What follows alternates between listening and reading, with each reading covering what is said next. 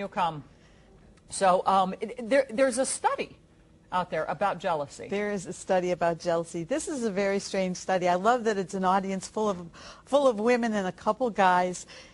This is what they did. They took 19-year-old college-age couples. Oh, boy. And right. So, I mean, you have to remember, this is in the context of being 19 years old. Yes. I remember that How many vaguely. in the audience are 19 or younger?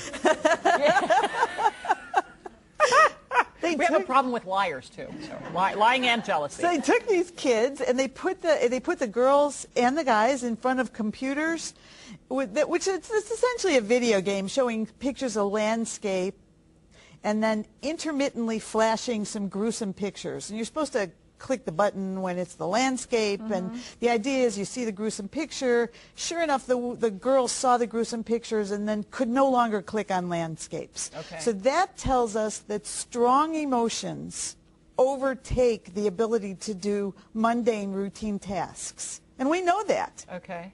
That was the first half of the study. Yes. Now get to the second half. The second half of the study is they put the boyfriends and the girlfriends side by side with each other, and then what they're substituting for the guys are pictures of sexy women.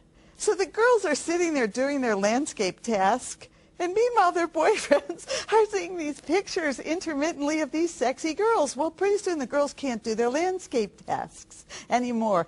And that's why they call it blinded by jealousy, because they, on exit interviews, reported that they were extremely upset that their boyfriends were clearly enjoying looking at these pictures. Did they show guys to the women? Well, that's the problem, is they didn't do the reverse, and so it comes out, and the authors of this study are taking a huge amount of flack because they didn't do the flip side of it, which is to look and see what happens with guys. Okay. But I want to just give it a guess, which is there is a difference in brains between female and male. Really? Females can multitask.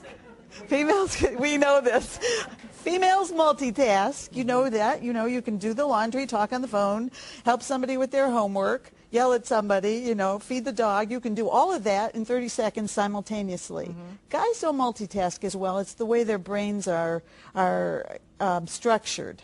Okay. And so I'm guessing that if they had put the men in this study next to the girls looking at sexy guys, the guys never would have noticed. They'd have just kept doing their landscape video game, and they never would have noticed. That's my guess. Okay.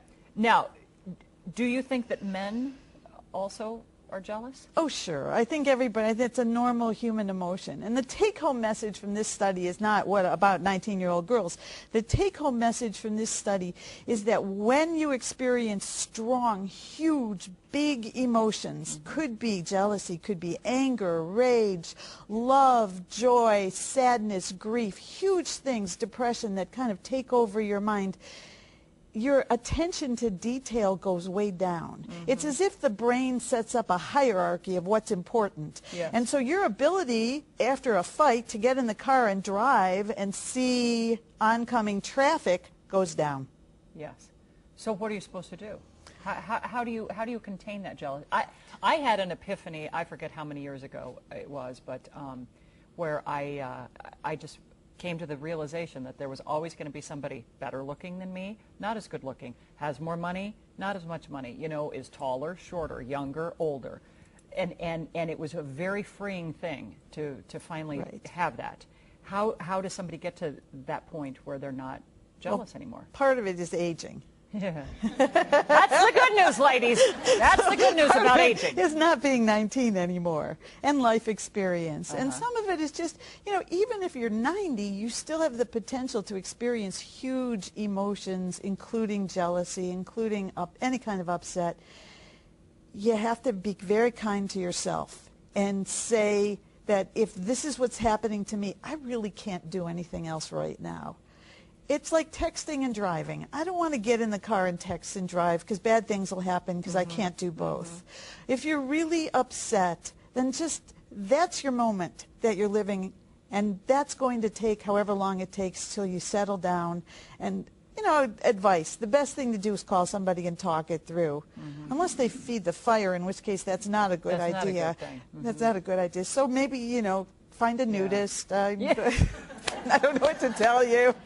Well, crazy. Anyway, I actually met a nudist, which is very funny because we were just talking about him a few days before that. Anyway, Dr. Sara Stein from Kaiser. Thank you. Thank you so